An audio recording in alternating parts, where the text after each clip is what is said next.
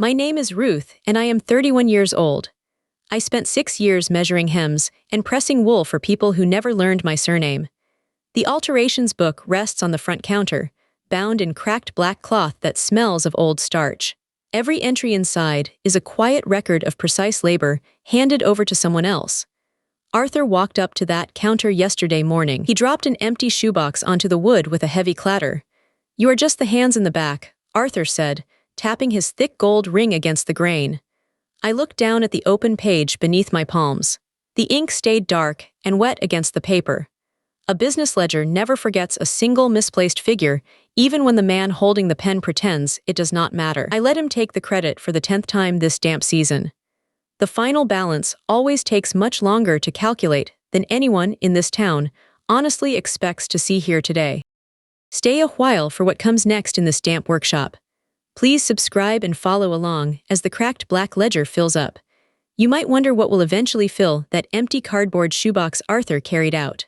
Drop your city in the comments below so I know where you are tuning in from today.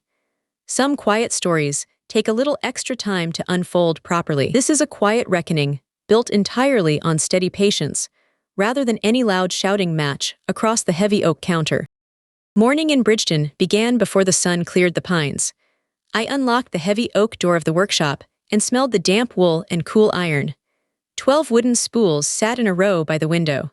My father taught me during my first winter here that a finished garment is simply a series of choices laid end to end. This was the trade I chose at age 25. You learn to read a heavy winter coat the way others read legal transcripts. Nothing stays hidden inside a lining when the fabric is pulled taut under a bright overhead lamp. Working 6 hours straight without ever looking up gave me a quiet patience that nobody else in the building possessed. Each small mistake leaves a permanent signature in the weave. The cracked alterations book remained closed on the front counter. Working entirely alone in the early morning light taught me how to measure integrity by the straightness of a thread. No one rushed into the quiet space before the morning bell rang. The Henderson family operated on a single, immovable principle. It governed every hem we turned and every seam we pressed. My father called it our baseline. Arthur treated it like divine right. In the Henderson workshop, what was measured and stitched by quiet hands belonged by public proclamation to whoever stood at the counter and accepted the praise. That was the rule of the room. It shaped our lives. Nobody questioned it during my childhood winters. Nobody questioned it when I grew old enough to thread the heavy industrial needles myself. It simply existed like the cold draft beneath the front door. Caleb believed deeply in this division of labor. He sat by the wooden window carving spare spools while I cleared the cutting tables of stray wool scraps. He told me once that some workers were simply made for the back room. He believed the front of the shop required a different kind of constitution entirely. Arthur possessed that constitution in abundance. He wore his thick gold ring like a seal of office. He smiled easily when customers handed over heavy coats for quick alterations. He took the receipts with a theatrical flourish that made people feel they were dealing with a master craftsman of rare distinction. I stood 6 feet away behind the pressing rack.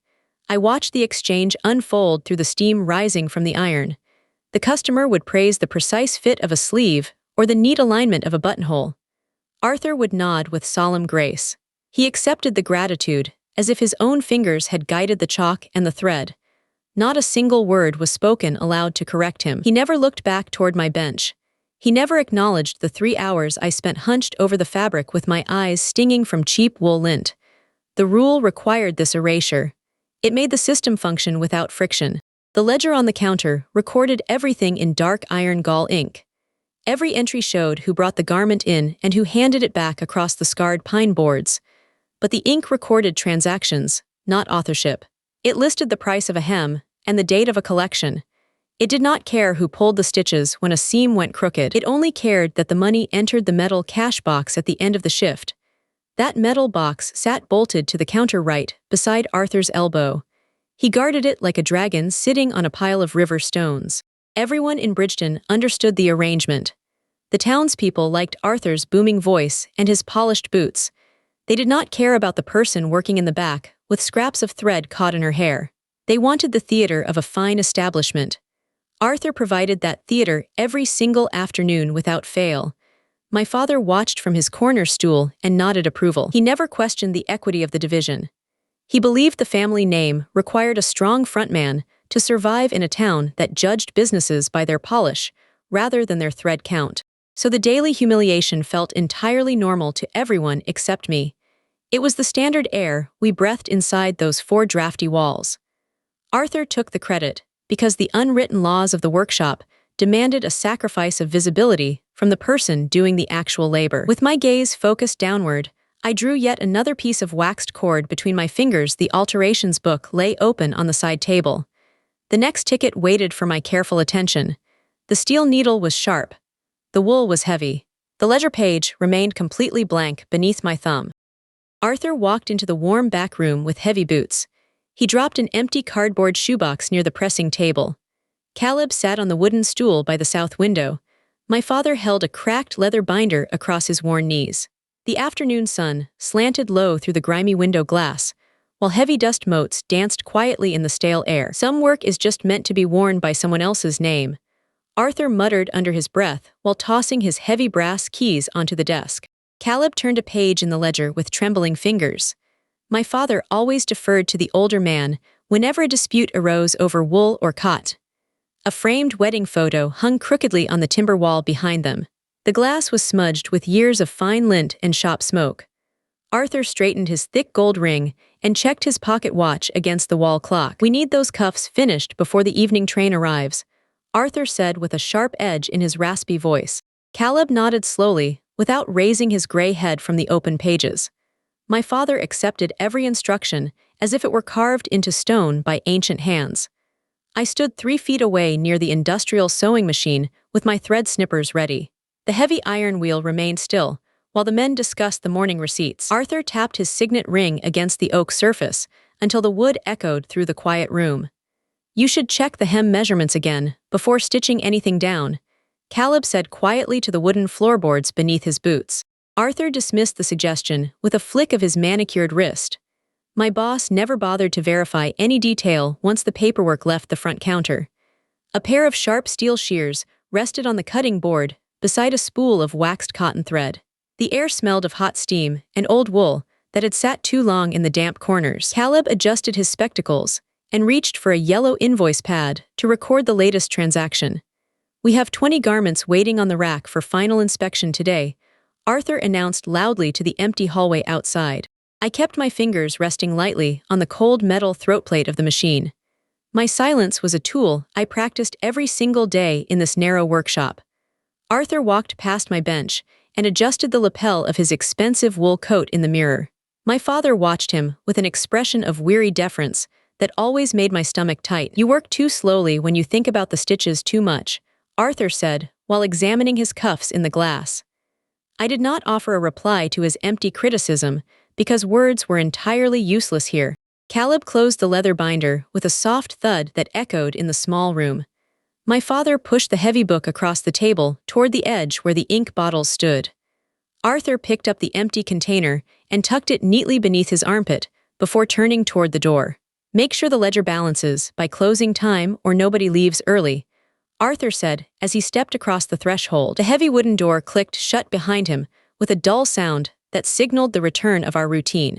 Caleb stayed on the stool for a long time after the front bell stopped ringing.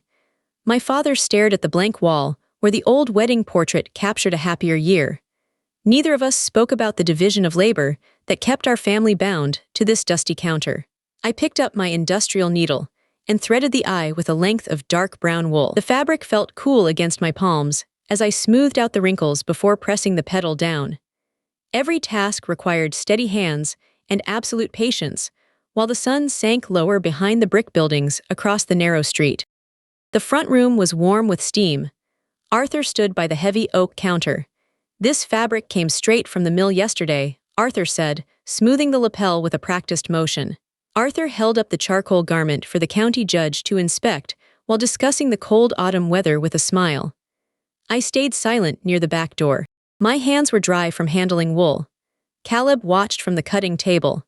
The ledger lay open nearby.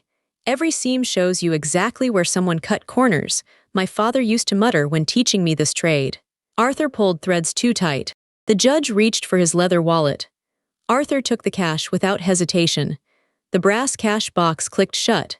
This is entirely custom work that required hours of painstaking labor at the back workbench during the quiet evening. Caleb looked down at the floor. Arthur tossed the ledger across the cedar. Caleb caught the book with a sigh. Ink stained the wooden grain. You should write up the receipt for this garment right now, Arthur told him, pointing a thick finger at the page. Caleb picked up the wooden pen. Beneath the lamp, the pigment took its time to dry. Figures filled the page in neat rows. Iron gall ink smelled sharp. Arthur turned around to look at me, dismissively flicking his hand away as he slid the buyer cash into the container. I did not move an inch.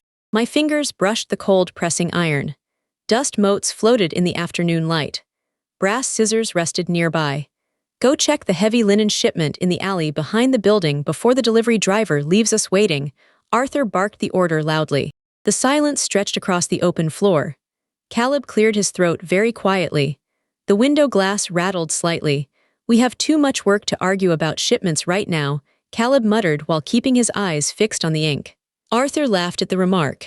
The back room offered a safe refuge. Shadows lengthened across the cutting table. The wedding photo lay face down. I sat down on the wooden stool and reached for my shears because the evening alterations still waited on the bench. The steel felt cold. The heavy oak door remained bolted shut. Customers drifted away toward the street. Street lamps flickered on outside. Arthur walked back to the cutting table to inspect the remaining stack of woolen jackets waiting for tomorrow morning. I kept my head down low. A single spool rolled off the shelf.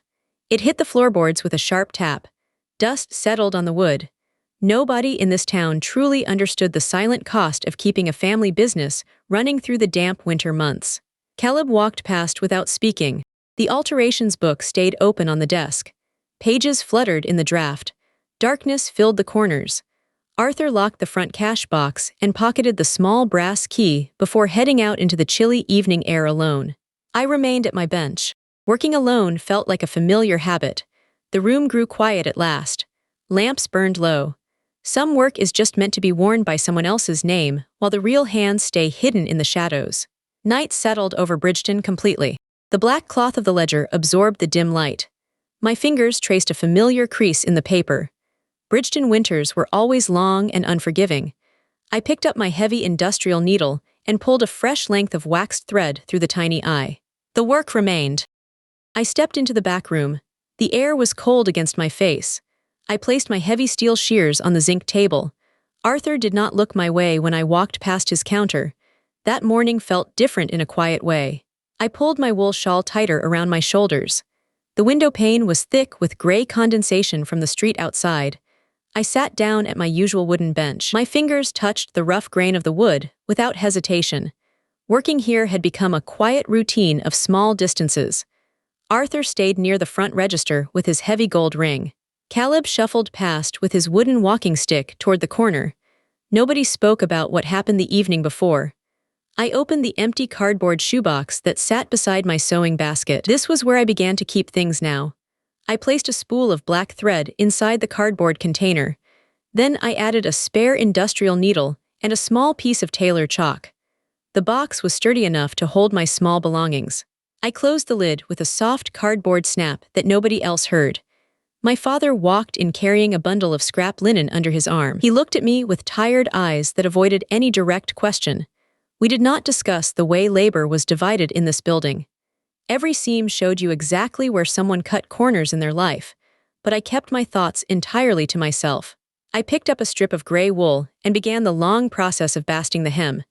My stitches were even and small. Nobody would ever ask who guided the needle through the heavy fabric. Arthur would take the finished garment to the front counter by noon. He would accept the praise, while I stayed hidden behind the pressing rack. That was the unwritten rule of the workshop. I reached into my pocket and pulled out a small wooden spool. I placed it inside the shoebox next to the spare needles. The container rested quietly on the lower shelf of my bench out of sight. I did not feel angry as I pulled the thread through the cloth. Anger took too much energy and left no room for clean stitches. Instead, I felt a strange and steady detachment growing inside my chest.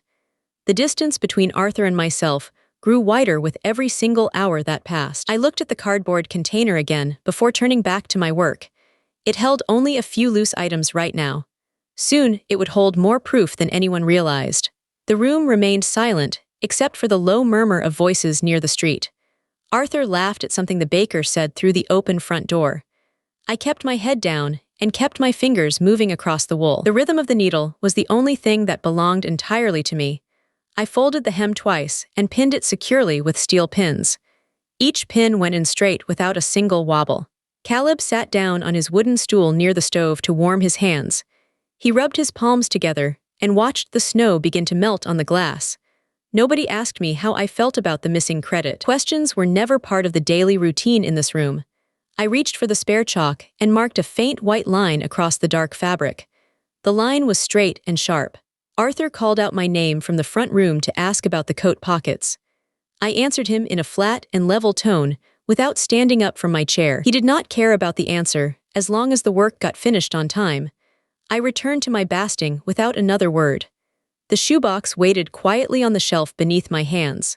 I knew I would need a safe place to store things in the coming weeks. The work went on hour after hour without interruption. The sun moved slowly across the dusty window panes of the workshop. Bridgeton was quiet under the midday gray sky. I trimmed a stray thread with my shears and laid the wool flat on the table. My heart beat slowly and steadily against my ribs. There was no fire left in my anger, only a cold and clear resolve. I placed another small spool into the shoebox and closed the lid gently. Take a second with me here. Have you ever kept your head down and done the work, only to watch someone louder take the credit and the reward? I know exactly how that silence feels. If this has been your experience, please share your story in the replies. There is something steadying about knowing how many of us were quietly written off and simply kept going anyway. The seasons turned outside the tall shop windows. Years slipped past in quiet succession. Arthur grew older. His hair thinned at the temples. He still wore the heavy gold ring on his left hand. Caleb sat near the cutting table every single afternoon. My own hands stayed busy at the sewing machine. The alterations book filled page by page. Every entry mattered. I recorded every hem and every adjustment with steady precision. Arthur never looked at the ink inside the cracked black binding. He assumed the pages only held routine numbers. He was wrong. The margins held a deeper story. A private discipline governed my quiet hours. No one else knew about the extra notes. I tucked small slips of paper inside the back cover. Dates matched up with transactions. Names of local clients filled the rows. The total sums grew larger over time. $3,000 accumulated across multiple accounts without notice. Arthur collected the cash at the front counter. He dropped the bills into the bolted metal box. He turned the small brass key with careless frequency. Caleb watched him from the shadows. Dad remained completely silent. Silence was the law of the house. I kept my head down. Needled thread pulled through heavy wool. The work spoke for itself. Clients brought in coats with torn linings. I repaired them before noon. Arthur took the garments to the front display. He smiled at the patrons. He accepted their praise without hesitation. I pressed seams flat with a cold iron. The cardboard shoebox waited under my workbench. Inside it, records multiplied. Small scraps of receipt paper formed a dense archive. Ink faded slightly in the dim workshop light. The pattern remained entirely unchanged. Arthur stood by the register. I sat by the press. Bridgeton watched the shop from the outside. Nobody questioned the established order. Why would they? The suits fit well. The buttons stayed fastened. The system functioned smoothly. Only my private ledger tracked the actual cost. The numbers did not lie. Math was simple. Justice took longer to arrive. I waited patiently. Years built upon years like layers of stiff canvas inside a winter coat. Rain battered the glass panes. Autumn arrived with damp chills. Arthur coughed into a linen handkerchief. He looked tired after long mornings on his feet. Age caught up to him slowly. Caleb moved slower too. Dad leaned against the oak counter for support. I stood at my bench. My muscles remained strong. Years of physical labor hardened my shoulders. I knew the weight of every bolt of fabric. I knew the exact value of every spool of thread. Arthur handed me a notched lapel to fix. "This needs better stitching," he said. I took the fabric without a word.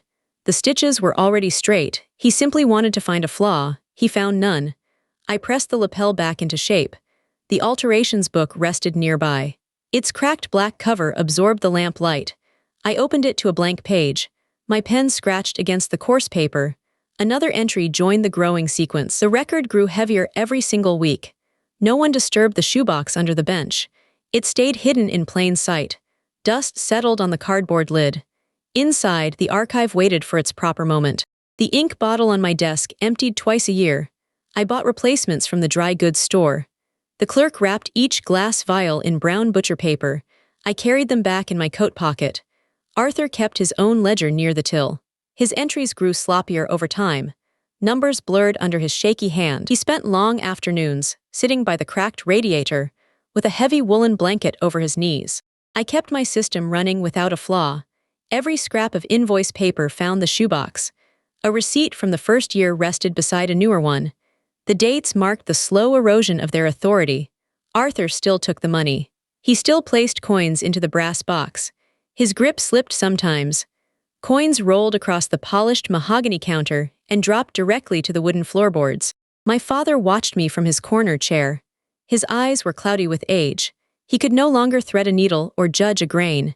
He trusted Arthur completely out of old habit. I draped a fresh bolt of blue serge over the table. The fabric felt cool. I reached for my chalk and marked the lines. Every single measurement matched the required specifications down to the final millimeter on the scale. 300 clients filled my private archive. Each name carried a history of altered waistbands. Arthur took credit for every stitch in public. That was the unwritten law. I let him have the applause. Applause paid no bills. The shoebox under my bench grew heavy. I wrapped twine around the lid to keep it shut tight. The proper time for speaking aloud about the missing money had not yet arrived. Rain fell against the tall shop windows through November. Arthur coughed again.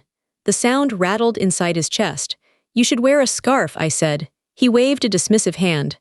"I have survived worse winters," he muttered. He turned toward the register. I simply went back to pressing a wool seam flat with the cold iron. The morning sun cut through the dusty front window of the workshop. Arthur sat at the small wooden table near the back counter. He held a small tin box containing spare buttons and collar stays. His thick gold ring slipped slightly down his thinning knuckle. He cursed softly under his breath and rubbed his stiff joints. I watched him from my workbench across the room. He looked older in the gray morning light than he did behind the register. Some garments simply outlast the hands that stitch them together. He rubbed his eyes with his tired palms and sighed. It was a small, quiet gesture of pure human weariness. For a brief second, he looked less like an untouchable tyrant and more like an aging man. He placed the tin down very carefully on the wood. His breath hitched as he reached for his teacup. The strain of keeping up the front was wearing him down completely. I turned back to my heavy wool pressing iron without a word. The lie we lived by every single day was starting to fray at the edges. $3,000 sat recorded across my secret notes in the shoebox. Arthur misplaced the brass key to the metal cash box twice that week. Caleb noticed the mistake and said nothing while standing near the door.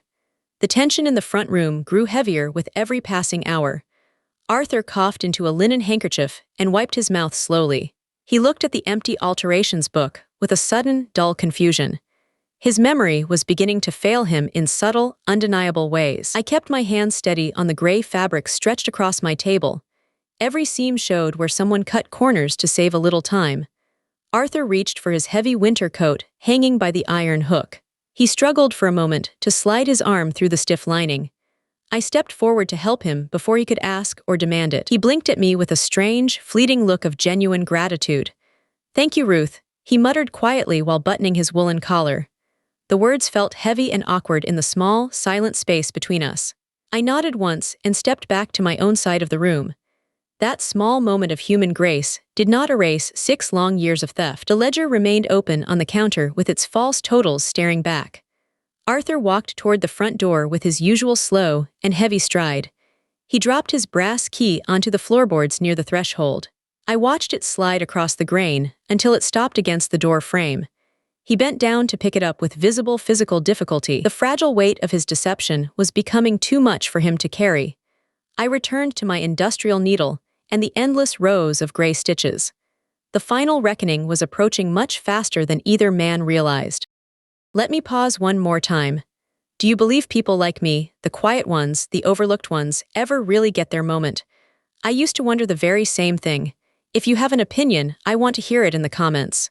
Then keep listening, because what happens next is the reason I never threw a single piece of proof away. The morning frost covered the glass panes of the front shop window. Arthur walked through the heavy oak door before 9 o'clock this morning. Arthur believed his absolute authority within these workshop walls would never be challenged by anyone living in the quiet town. He carried a brown manila envelope tucked firmly beneath his arm. He placed the heavy document flat upon the worn wooden counter. "You must sign this paper today," he said, tapping a gold ring against the grain. The red wax seal caught the dim light of the room. He adjusted his collar and waited for my reply. I stood behind the heavy wooden cutting table with my sharp steel shears. The alterations book lay open before me to the current page. "Some work is just meant to be worn by someone else's name," he said, repeating the old falsehood like a shield. I looked down at the official seal, stamped into the thick parchment paper. He had finally written down his entire theft in a binding court document. The ink glistened under the brass lamp hanging from the ceiling. Every single column of numbers waited very patiently for a proper answer. My father sat quietly in the corner chair near the warm stove. Caleb watched the interaction today while remaining completely silent and offering no defense. $3,000 rested safely inside the cardboard shoebox under my workbench while he waited patiently for my signature today. That money represented countless hems, sewn in complete silence during the long winter. Arthur stared at my hands, resting flat against the scarred grain. He expected immediate submission, just like every single morning prior. The ledger held every signed receipt from the past 6 years of labor. Every single entry matched my private archive stored safely away downstairs. The written overreach gave my alterations records absolute legal power to answer directly back against his arrogant public claims. I pulled the cardboard container out from beneath the dark wooden shelf. The edges were worn from years of constant handling by my fingers. Arthur cleared his throat and pushed the paper closer to my fingers. The black book rested squarely on top of the old paper receipts. Each page detailed my daily labor over heavy wool and silk fabrics. The notarized statement proved his utter guilt in dark black ink on official court paper for anyone willing to look. Arthur frowned as he watched me lift the lid of the shoebox. The brass key remained safely tucked inside my apron pocket all morning long. He still believed Bridgeton would protect his reputation above all else today. "Every single stitch sewn in this space is documented in the ledger," I remarked, my tone remaining completely calm. Arthur blinked twice and stepped back toward the cold iron stove. The heavy silence between us stretched entirely across the cold room without ever breaking its bitter winter tension today. His thick gold ring caught the pale winter light shining through glass. Caleb looked down at the floorboards and tapped his wooden stick softly. The trap was finally set by the very man who built it. Evening approached the quiet shop while shadows lengthened across the wooden floor. The official document stayed right where Arthur dropped it on the wood. There was never any real need for loud shouting or dramatic public accusations inside the warm room where we worked. Arthur gathered his heavy coat and walked out into falling snow. Bridgeton would soon learn how much a stolen reputation truly costs a man. The alterations book stayed open beneath my palms. The hospital waiting room smelled of stale disinfectant and wet wool. Green chairs lined the pale walls. Caleb sat quietly in the corner. He clutched his wooden walking stick with both hands while the rain tapped against the glass panes outside. I carried the cracked black alterations book under my arm. The pages bulged with receipts and signed dockets. "Every seam shows you exactly where someone cut corners," Caleb said softly while staring at the floor beneath his boots. He reached into his heavy coat pocket with a slow movement. Caleb pulled out a small, creased rectangle of faded paper. It was the face-down wedding photo I lost weeks ago. I placed it gently on the small table between us, while the clock ticked loudly on the wall. Arthur lay down the hall behind heavy wooden doors. The manila envelope rested safely inside my canvas bag. $3,000 sat quietly in the shoebox at home. Caleb nodded slowly without meeting my eyes while the distant nurse called out a name for the doctor. "I brought this to show you understood the ledger," Caleb said. I opened the black book on my knees. The ink entries stretched across 6 long years of labor. Arthur took the public praise at the front counter every single morning. I did the actual stitching behind the pressing rack. "You kept the books better than anyone ever knew," Caleb muttered. The pages held every altered hem and custom suit.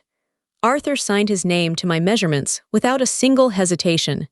The brass key remained in my pocket since he dropped it. I looked at the fragile old man across from me. Arthur deserves whatever is coming to him now, Caleb whispered. A nurse walked past us with a heavy clipboard. The linoleum floors shone under harsh electric bulbs. I kept my hands resting flat on the leather binding. The archive was complete down to the final receipt. We sat together in the quiet corridor, while the storm continued outside. The cardboard shoebox held more than money and old notes. It held proof of every altered garment sold under false pretenses. Caleb cleared his throat and shifted his grip on the wood.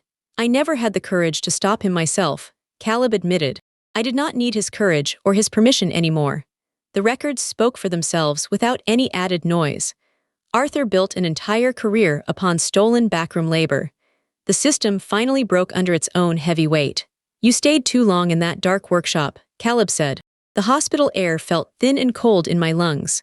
I touched the edge of the wedding photograph with my thumb. Arthur faced his own reckoning down the sterile hallway. Every column added up to a hard and undeniable truth. We waited for the doctors to bring final news. The clock on the wall moved with agonizing slowness. Shadows stretched across the green plastic chairs. Caleb closed his eyes and breathed out a long sigh. I watched him surrender the last of his old defiance. There is nothing left for us to fix here, Caleb confessed. We stood up from the green plastic chairs. The hallway stretched ahead under buzzing lights. Arthur was behind those double doors. Every seam shows you exactly where someone cut corners, I said quietly to the corridor. Caleb offered a small nod.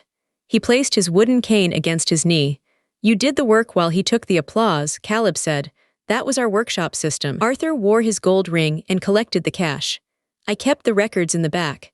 $3,000 sat in the shoebox at home. A doctor emerged down the hall and pulled off his latex gloves. Arthur is stable for tonight, the doctor said. Caleb let out a slow breath and straightened his collar. I have nothing more to say to him, Caleb admitted. That was his redemption, just a tired old man turning his back on the boss. Caleb walked toward the exit without looking back. I opened the black alterations book to the final page. The numbers added up correctly. Every client name was logged in iron gall ink. Arthur would wake up to a shop he no longer owned. I closed the cover and walked out into the cold night. The power was mine to take the shop completely. Arthur sat across the small wooden table in the back room with his shoulders slumped forward. The notarized statement he had signed rested between us on the grain. Every client list and alteration receipt was inside my cardboard box. I could have stripped him of the business entirely. Public exposure would have ruined what little reputation remained for him in Bridgeton. People in town would have learned how the work was done. I chose not to publish those files. Total ruin was a heavy thing to drop on an old man. My hand stayed resting flat against my own knees, instead of reaching for his ledger or his keys. Vengeance belonged to a different kind of story than the one I wanted to inhabit. Restraint felt cleaner than a public fight. The shop could run under my own name without needing to destroy his. Arthur looked up from the table with tired eyes behind his wire-rimmed glasses. You can keep the front sign, he whispered quietly across the wood. I did not take it from him. Mercy was a quieter choice than destruction. Years of invisible labor had taught me how to measure value without needing applause. The afternoon sun shifted across the floorboards toward the front door. Tiny particles of dirt floated lazily across the beam of sunshine beside the vinyl record press. Caleb stood outside the doorway, holding a fresh spool of gray thread, without saying a word. Neither of us needed to speak about what had just passed between the three of us.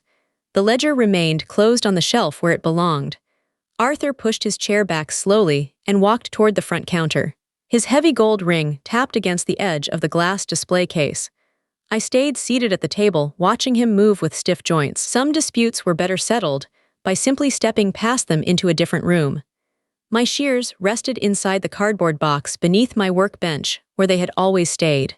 The workshop smelled faintly of hot steam and damp wool from the morning press. A blanket of quiet draped across the space, resembling a brand new sheet of untreated textile. Nobody else needed to be blamed for what happened during those long winters. The work spoke for itself, without any extra shouting or legal threats. I stood up and walked back to my sewing machine to finish the final hem on the wool jacket. Arthur sat on the wooden stool near the front register, staring out at the empty street. Neither of us mentioned the signed document again that afternoon or any day after that. The door remained unlocked for whoever might walk in next. Alterations required steady hands and a clear eye for the line of the fabric. My own path forward was wide enough without crowding anyone else off the edge. We finished the day in quiet agreement about how the business would proceed from then on. That was enough for me. The workshop was quiet on a Friday morning. I swept the pine floorboards near the counter. Sunlight fell directly across the empty oak cutting table without casting any long shadows across the dark pine floorboards. Caleb walked through the door before noon. He carried a small brown envelope instead of a ledger. The grandfather clock ticked away the seconds with steady precision. He set the envelope down beside my sewing machine. My hands stayed steady on the fabric. The heavy iron press rested cold against the back counter while we simply stood facing each other in absolute silence.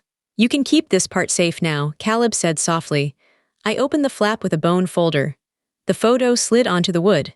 It rested beside a spool of gray thread. I looked down at the faded paper faces. They belonged to a time before the shop lost its way. I watched the tiny dust motes drift slowly through the bright afternoon air toward the wide-open front workshop window. Caleb turned his hat in his calloused hands.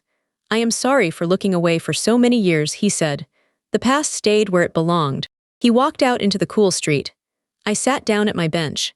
The heavy brass pincushion rested beside my favorite pair of sharp steel shears on the long scarred wooden shelf.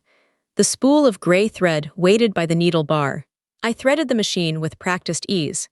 Every movement felt clean and deliberate. A single seam joined two pieces of wool together without a flaw. The afternoon sun warmed the back room. I picked up a strip of chalk and measured a hem. The little brass key from the old metal cash box sat completely forgotten inside a small rusted metal tin drawer. Nobody else would ever touch this ledger. The wedding photo rested face up beside the lamp. Work continued because work remained. I pressed the foot pedal down and started the motor. The hum filled the quiet room. Outside, pedestrians hurried past the glass. The heavy oak front door remained firmly shut against any further unwelcome intrusions from the outside world throughout the entire afternoon. I guided the wool forward with my fingertips. Every stitch held fast. The photo remained in plain view. I finished the hem and clipped the thread. The shop belonged to me alone now. No arguments echoed from the front counter. The morning paperwork rested neatly inside the plain brown envelope Caleb had brought into the quiet front workshop earlier today. I placed the finished garment on a padded hanger. The wedding photo stayed on the corner of my bench. I reached for the next piece of cloth. Arthur stood quietly by the front counter. His fingers remained entirely empty. The heavy metal box was locked and gone from his reach forever. Arthur gazed around the familiar room with tired, roomy eyes. The afternoon light showed every alteration made without his supervision. I was not speaking from behind my wooden workbench. My steel shears rested quietly beside the old wedding photo. Sometimes the hardest part of building a life is simply watching another person realize they no longer hold the thread. Arthur opened his mouth to offer some familiar, practiced excuse. No sound came out of his dry throat. His lower lip trembled slightly against the growing silence.